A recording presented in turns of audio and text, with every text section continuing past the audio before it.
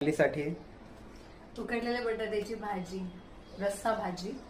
इथे मी बटाटे हे करते.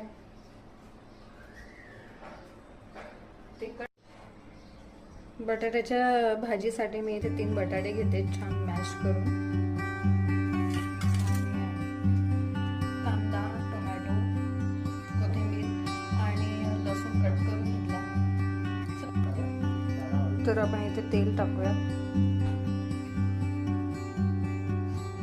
त्याच्यामध्ये आपण टाकूया आधी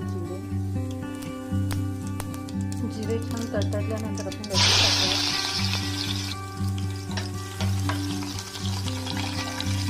लसूण छान परतवला की त्यानंतर आपण कांदा टाकूया.